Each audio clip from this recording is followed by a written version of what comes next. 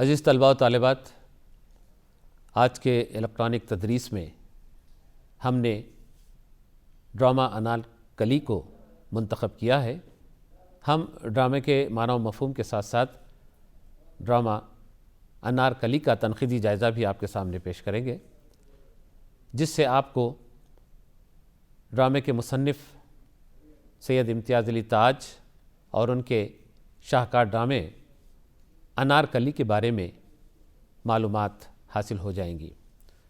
تو آئیے شروعات کرتے ہیں ڈرامے کے معنی و مفہوم سے۔ دنیا کی دوسری زبانوں کے ادب ہی کی طرح اردو ادب بھی دو حصوں پر مشتمل ہے، ایک نثری اور دوسرا شعری۔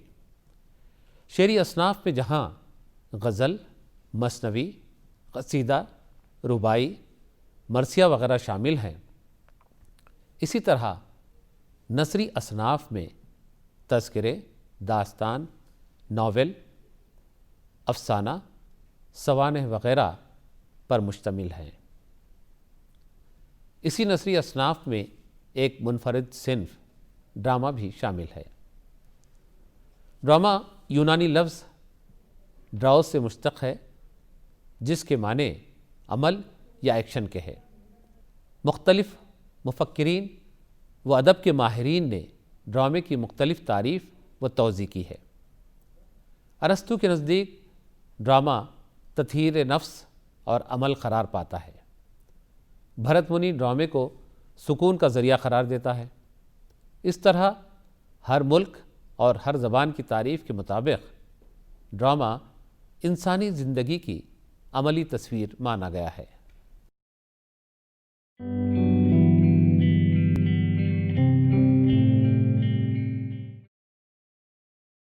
اب آئیے ڈرامے کے فن کے بارے میں بھی معلومات حاصل کر لیں۔ قدیم دور سے لے کر آج تک فنی اصطلاح میں ڈرامے کا اطلاق اس صنف ادب پر ہوتا ہے جس کے الفاظ میں گفتار کی متحرک قوت اور کردار میں عمل اور ارادے کی کیفیت موجود ہو۔ ڈرامے کی انفرادیت یہ ہے کہ دیگر ادبی اصناف کی طرح ڈرامے کی تکمیل محض الفاظ سے نہیں ہوتی، بلکہ ڈرامہ نگار کے ساتھ ساتھ اداکار، تماشائی اور اسٹیج کے تمام لوازمات کے بغیر ڈرامہ مکمل نہیں کہلاتا۔ یا یوں کہا جا سکتا ہے کہ الفاظ کے ساتھ ان چیزوں کا ہونا بھی لازمی ہے۔ ماہرین فن کا قول ہے کہ ڈرامے کے قوانین اس کے سرپرست وضع کرتے ہیں، یعنی اس سے مراد صرف وہ الفاظ اور کلام ہی نہیں جو ڈرامہ نگار تخلیق کرتے ہیں، بلکہ یہ کل اسٹیج کے تمام لوازم اور تھیٹر و ڈرامے کے تمام عناصر کے آئین پر حاوی ہوتا ہے۔ ان سب کے اشتراک سے جو گروہ یا جماعت تھیٹر کی تدوین و آراستگی کی ضامن بنتی ہے اور جو قاعدے قانون اس کل جماعت کی تنظیم کے لیے مرتب کیے جاتے ہیں، وہی فن ڈرامہ کا ضابطہ قرار دیا جاتا ہے۔ اور ان تمام قاعدے قانون سے اولیت عمل کو حاصل ہے۔ ارسطو کے قاعدے کے مطابق بھی ڈرامہ الفاظ و عمل دونوں کے مجموعے کا نام ہے۔ اس قاعدے کی تشریح اس طرح بھی کی گئی ہے کہ ڈرامہ محض اداکاروں کی ادائیگی و عمل ہی کے ذریعے مکمل نہیں ہوتا، بلکہ اس کا اہم جز وہ الفاظ بھی ہیں جو تحریر کی شکل میں لائے جاتے ہیں۔ ڈرامہ کہیں تزکیہ نفس ہے، تو کہیں تخیل کی بلندی، تو کہیں کشش کا ذریعہ۔ ایک کامیاب ڈرامے کی اجزائے ترکیبی میں سب سے اہم جز اس کا پلاٹ، قصے کی اہمیت اور اسلوب بیان، کردار اور مکالمے بھی شامل ہیں۔ محمد حسن کا کہنا ہے کہ اسے ایک مکمل عقائد کی شکل میں رکھنا چاہیے۔ ادب کی دوسری اصناف کی طرح ڈرامہ صرف پڑھے جانے کے لیے نہیں ہے، اس کا لازمی رشتہ اسٹیج سے ہے یا فلم، ریڈیو، ٹیلی ویژن سے ہے۔ یعنی ڈرامہ پیش کیے جانے کے لیے لکھے جاتے ہیں، صرف پڑھنے کے لیے نہیں۔ اسی لیے ڈراموں کو صرف مکالموں کا مجموعہ سمجھنا درست نہیں، نہ اسے محض افسانوں کی طرح پڑھانا کافی ہے، بلکہ اس کے مکالموں کو اسٹیج، فلم، ریڈیو، ٹیلی ویژن پر پیش ہونے والے فن پارے کا ڈھانچہ یا اس کا ایک حصہ سمجھ کر پڑھنا چاہیے۔ ڈرامے کے وجود میں آنے کی محرک دو انسانی جبلتیں ہیں، ایک اظہار ذات اور دوسرا نقالی۔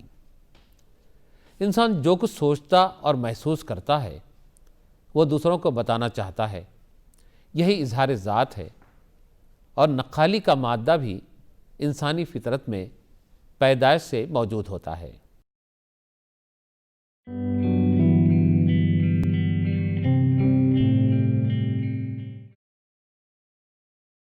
مولانا محمد حسین آزاد کے تحریر کردہ ڈرامے اکبر سے اردو میں ادبی ڈراموں کا دور شروع ہوتا ہے۔ اس تاریخی ڈرامے کا پلاٹ شہنشاہ اکبر، شہزادے جہانگیر اور ملکہ نور جہاں کی تاریخی داستان پر مبنی ہے، اور ادبی حیثیت سے یہ ڈرامہ خاص اہمیت کا حامل ہے، لیکن فن اور ڈرامائیت کے لحاظ سے اس کا کوئی مقام نہیں ہے۔ محمد حسین آزاد کے بعد مرزا ہادی رسوا کا مرقع لیلی مجنوں دوسری ادبی کوشش ہے۔ عبدالحلیم شرر نے بھی 2 اصلاحی ڈرامے لکھے۔ ظفر علی خان اور عبد الماجد دریابادی نے جدید طرز کے نفسیاتی ڈرامے لکھے۔ ڈرامہ انارکلی سن 1922 عیسوی میں لکھا گیا، لیکن سن 1932 عیسوی میں یہ شائع ہوا۔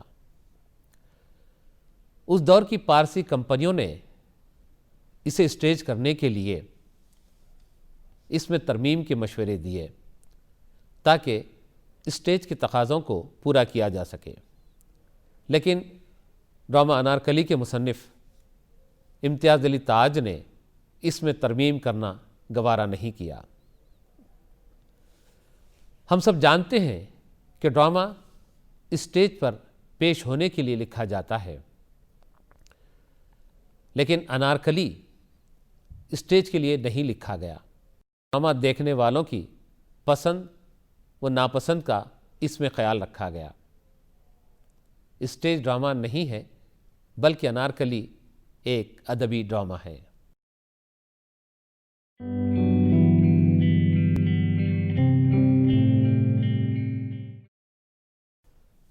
طلبہ بھائیے، ڈرامہ انارکلی کے مصنف کے بارے میں بھی کچھ جان لیتے ہیں، جن کا نام ہے سید امتیاز علی تاج۔ سید امتیاز علی تاج 13 اکتوبر 1900 عیسوی کو لاہور میں پیدا ہوئے۔ ان کے والد شمس العلماء سید ممتاز علی عربی اور فارسی کے بڑے عالم اور انگریزی کے اعلیٰ درجے کے مترجم تھے۔ انہوں نے کئی کتابیں یادگار چھوڑی ہیں۔ امتیاز علی تاج کی والدہ محمدی بیگم بھی ایک تعلیم یافتہ اور روشن خیال خاتون تھیں۔ امتیاز علی تاج کی تعلیم و تربیت ان کے والدین کی نگرانی میں لاہور میں ہوئی، اور یہیں سے امتیاز علی تاج نے 1922 عیسوی میں BA کیا۔ امتیاز علی تاج کو بچپن ہی سے لکھنے کا شوق تھا۔ وہ رسالہ پھول میں مستقل لکھتے رہتے تھے۔ والدین کے نقش قدم پر چلتے ہوئے امتیاز علی تاج نے اپنے طالب علمی کے زمانے میں لاہور سے کہکشاں پرچہ جاری کیا تھا، جس میں پریم چند کے افسانے بھی شائع ہوتے تھے۔ 1935 عیسوی میں ممتاز علی کا انتقال ہو گیا۔ والد کے انتقال کے بعد تاج نے تہذیب النسواں اور پھول ان 2 رسالوں کو اپنی نگرانی میں کافی عرصے تک شائع کرواتے رہے۔ پاکستان کے مشہور و معروف علمی و ادبی ادارے مجلس ترقی ادب لاہور کہ 1958 میں ڈائریکٹر کا عہدہ سنبھالا اور زندگی کے آخری دنوں تک اس پر فائز رہے۔ امتیاز علی تاج شاعر بھی تھے، ادیب اور ڈرامہ نگار بھی، لیکن بحیثیت شاعر وہ کوئی مقام حاصل نہ کر سکے۔ البتہ ڈرامہ نگار کی حیثیت سے اردو ادب میں انہیں اہم مقام حاصل ہے۔ امتیاز علی تاج نے ریڈیو کے لیے بھی ڈرامے لکھے، لیکن ان کا لکھا ڈرامہ انارکلی اردو کا ایک شاہکار ڈرامہ کہلاتا ہے۔ ڈرامہ انارکلی اردو ڈرامے کی تاریخ میں ایک سنگ میل کی حیثیت رکھتا ہے۔ حالانکہ انارکلی ایک تمثیلی داستان ہے، لیکن ڈرامہ نگار نے اسے اتنی خوبصورتی سے پیش کیا ہے کہ اس پر حقیقت کا گمان ہونے لگتا ہے۔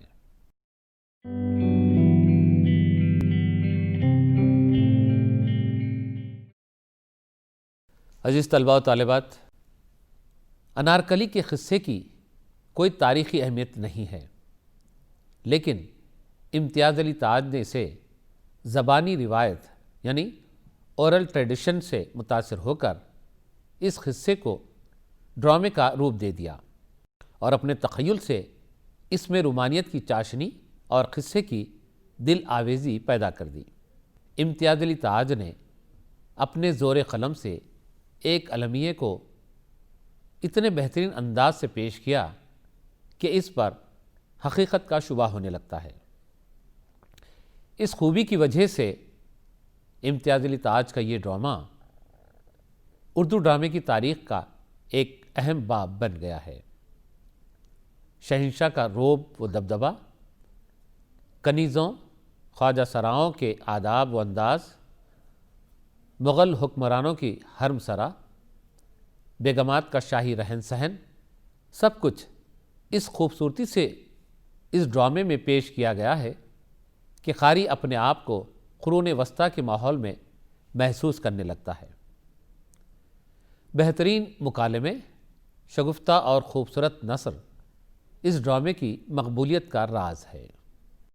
انارکلی کو امتیاز علی تاج نے 3 ابواب میں تقسیم کیا ہے۔ ہر باب یا ایکٹ کا ایک عنوان ہے، جیسے پہلے باب کا عنوان عشق ہے، دوسرے کا رقص اور تیسرے باب کا عنوان موت رکھا گیا ہے۔ ہر باب کو مزید مناظر یا سین میں بانٹا گیا ہے۔ پہلے اور دوسرے باب میں 4 منظر ہیں اور تیسرے باب میں 5 منظر۔ ڈرامہ انارکلی کا پورا پلاٹ ان 3 ابواب میں سمو دیا گیا ہے۔ آئیے امتیاز علی تاج کے اس ڈرامے انارکلی کے تیسرے باب کے تیسرے منظر کا جائزہ لیتے ہیں، جو اکبر کی خوابگاہ ہے۔ ڈرامہ انارکلی کے آخری باب کا عنوان موت ہے، جس میں 5 مناظر ہیں۔ اکبر کی خوابگاہ اس باب کا تیسرا منظر ہے۔ خوابگاہ میں اکبر اور مہارانی جاگ رہے ہیں۔ مہارانی انارکلی کو قید سے آزاد کر دینے کی اکبر سے التجا کرتی ہے۔ اکبر مشورہ نہیں مانتا، اسے ڈر ہے کہ اس سے سلیم کو ایک باوقار حکمراں بنتا دیکھنے کے خواب چکنا چور ہو جائیں گے۔ مہارانی سلیم جو منتوں کے بعد پیدا ہوا، اس کی خوشی کی خاطر ایسا کرنے کو کہتی ہے۔ اکبر معمولی کنیز سے شکست گوارا نہیں کرنا چاہتا۔ انارکلی کی ماں روتے ہوئے اکبر کی خوابگاہ میں داخل ہوتی ہے اور اپنی بیٹی انارکلی کی رہائی کے لیے گڑ گڑاتی ہے۔ وہ روتی پلاتی ہے، لیکن اس کے رونے کا اکبر پر کوئی اثر نہیں ہوتا۔ خواجہ سرا انارکلی کی ماں کو زبردستی خوابگاہ سے باہر لے جاتے ہیں۔ یہ منظر دیکھ کر مہارانی کی آنکھوں میں آنسو آ جاتے ہیں۔ اکبر دل آرام کو طلب کر کے انارکلی کے بارے میں دریافت کرتا ہے۔ دل آرام جو خود بھی کنیز ہے اور سلیم سے محبت کرتی ہے، اکبر کو انارکلی کے خلاف بھڑکاتی ہے کہ انارکلی ہندوستان کے تخت پر قبضہ کرنے کی کوشش کر رہی ہے۔ داروغہ زندہ آ کر اکبر کو یہ اطلاع دیتا ہے کہ شہزادہ سلیم تلوار کی زور پر انارکلی کو لے کر فرار ہونا چاہتے تھے، لیکن وہ سلیم کو قید خانے میں بند کر کے یہاں آیا ہے تاکہ اس کی اطلاع اکبر کو دے سکے۔ اکبر دل آرام اور داروغہ زندہ کے بھڑکانے پر آگ بگولا ہو جاتا ہے اور انارکلی کو زندہ دیوار میں دفن کر دینے کا حکم دیتا ہے اور نڈھال ہو کر مسند پر گر پڑتا ہے۔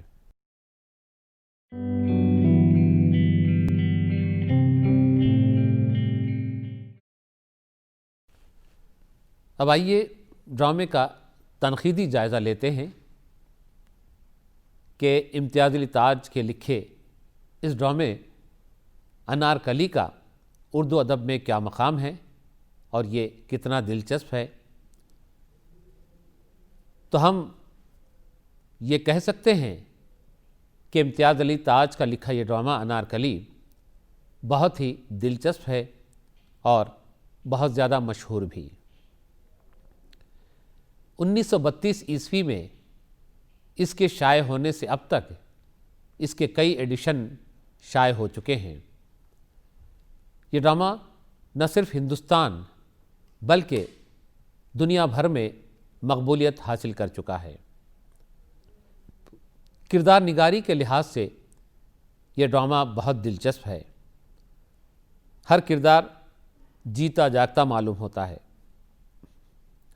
شہنشاہ اکبر، شہزادہ سلیم، انارکلی، دل آرام، بختیار اور مہارانی اس ڈرامے انارکلی کے مرکزی کردار ہیں۔ کسی بھی ڈرامے میں مکالمے ہی عمل کی بنیاد ہوتے ہیں، کیونکہ انہی کے ذریعے پلاٹ کا ارتقاء ہوتا ہے۔ امتیاز علی تاج نے بہت عمدگی سے اور تجربہ کارانہ انداز میں مکالمے تحریر کیے ہیں۔ مکالموں میں کرداروں کے طبقاتی فرق، حفظ مراتب اور شاہی محل کے آداب کا خاص طور پر خیال رکھا گیا ہے۔ روزمرہ اور محاوروں کے استعمال کے ذریعے مکالموں میں روانی پیدا کی ہے۔ زبان بہت صاف، شستہ اور معیاری ہے۔ ڈرامہ انارکلی کی مقبولیت اس کی معیاری زبان کی وجہ سے بھی ہے۔ ڈرامے کا پلاٹ فنکاری کا اعلیٰ نمونہ ہے۔ کشمکش، تذبذب اور تصادم کی کیفیت آغاز سے انجام تک برقرار رہتی ہے۔ پلاٹ مربوط ہے۔ اس میں شامل تمام واقعات اصل واقعے کی اہمیت کو بڑھاتے ہیں۔ غرض ڈرامہ انارکلی فنی اعتبار سے ایک مکمل اور شاہکار ڈرامہ کہلاتا ہے۔ عزیز طلباء و طالبات، ڈرامے کے موضوع پر 20 کتابیں شائع ہو چکی ہیں۔ ہم یہاں 2-4 کتابوں کے حوالے آپ کو دیتے ہیں، جیسے اردو ڈرامے کا ارتقاء، جسے عشرت رحمانی نے تحریر کیا ہے۔ اردو ڈرامہ روایت اور تجزیہ، اس کے مصنف عطیہ نشاط ہیں۔ ڈاکٹر مسیح الزماں، معیار و میزان، اردو میں ڈرامہ نگاری، قمر اعظم ہاشمی۔ مطالعہ انارکلی، نجم الحسن سید انجم۔ یہ چند کتابوں کے نام ہم آپ کے سامنے رکھے ہیں۔ ویسے بہت ساری کتابیں ہیں، آپ ان کتابوں کا مطالعہ کیجئے، جس سے آپ کو استفادے کا موقع ملے گا اور آپ ڈرامے کے بارے میں اور ڈرامہ انارکلی کے بارے میں بہت ساری معلومات حاصل کر سکیں گے۔